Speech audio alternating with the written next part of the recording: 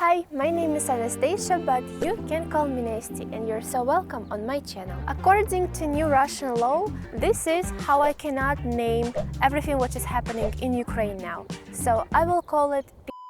This video will be divided into episodes: economical consequences and social psychological consequences. So feel free to scroll to any part you're interested in and press a like for my effort.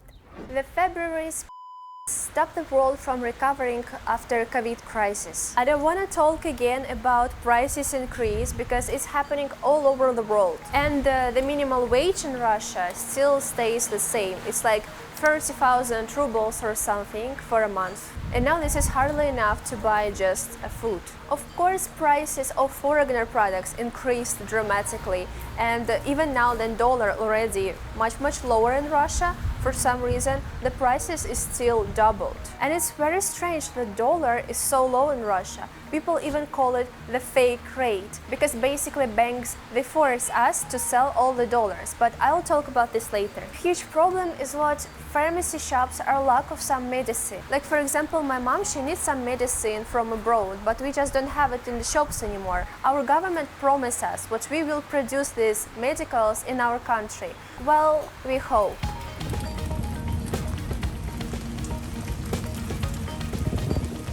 It has become really difficult to receive or send money abroad, especially in dollars. This is my own tragedy because before this is how I was getting my salary. Not now, of course. The SWIFT shutdown didn't affect all the banks in Russia, but it affects only the government banks. But the largest bank, what I've been using before, Tinkoff, now they have a commission.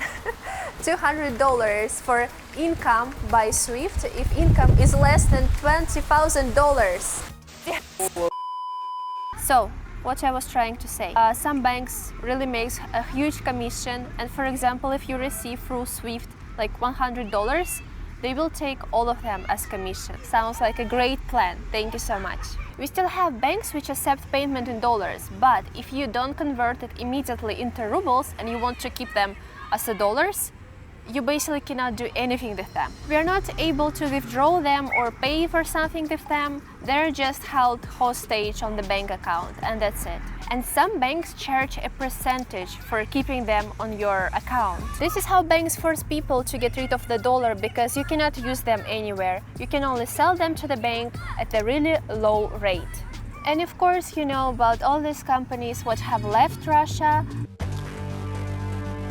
Мы отряды Путина просим запретить на территории России продажу вот этого бренда Louis Vuitton.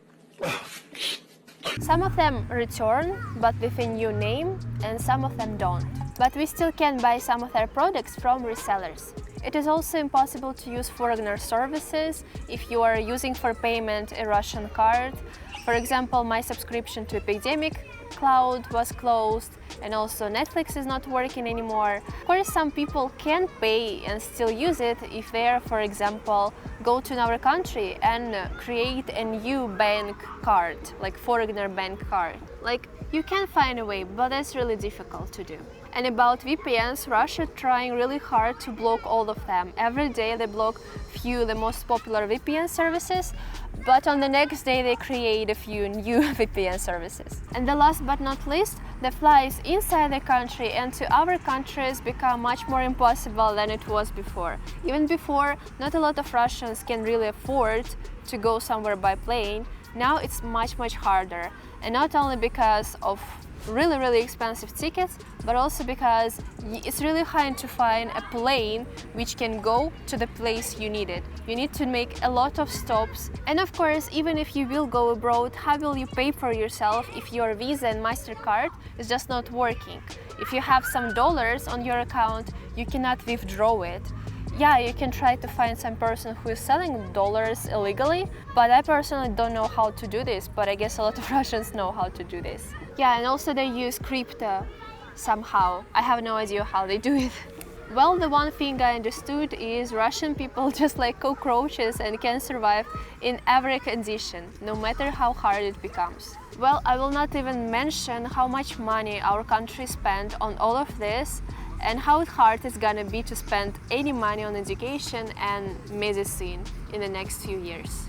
Although there is only one improvement which happened after all the situation in February, and this is gasoline started to get cheaper in March. And it continues to do so. Prices are now at the level of 2016, which is crazy. It has fallen by 30%. And this is to the fact that it's summer, vacation time, and usually at this time gasoline starts to cost much more expensive. Of course, the reason for this is a huge decrease in export to our countries.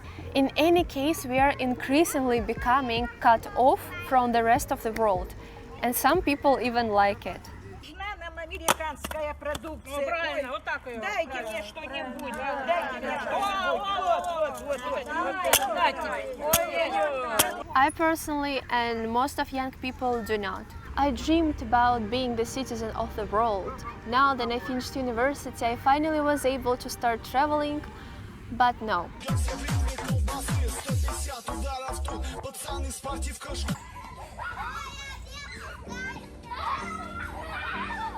Talking about psychological and social consequences for Russia, while people in Ukraine struggling with trauma of losing houses and family members, might seem strange. The mental health of Ukrainians must be undermined by the horror and anxiety they face. But I believe we all know there is no winners in this situation, only suffer on both sides. So I want to share with you guys one of the main questions which Russian people ask after February. How do I talk about everything what is happening and don't destroy my family?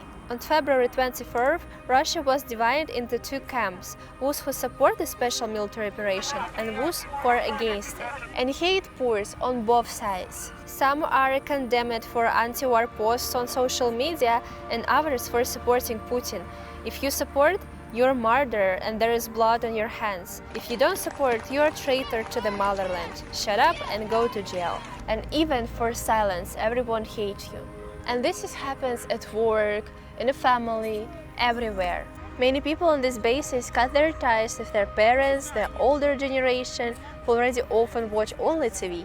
And now, after turning off TikTok, Instagram and blocking non-state media, they're completely deprived of alternative sources of information.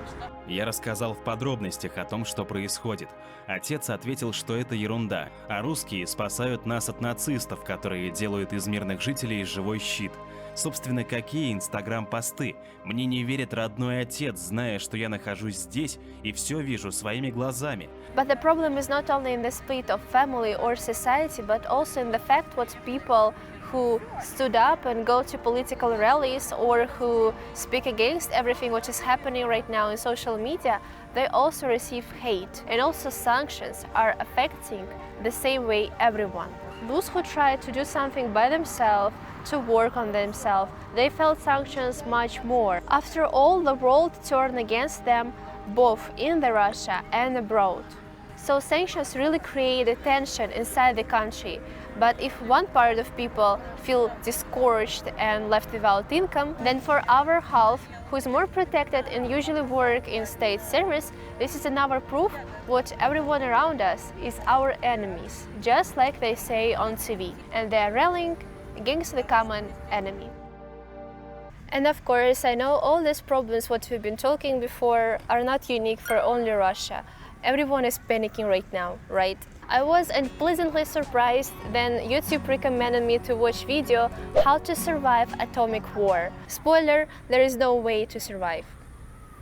So I want to remind you one more time, it's okay to ask psychological help. After all, even if this situation is not happening in your country, it also affects you. Share your feelings with friends, psychologists, or in the comments down below. I read all of them. Thank you for watching. Please support my little channel with likes in the comments and subscribe to my social media where I active every day. I love you. Take care of yourself. Пока-пока.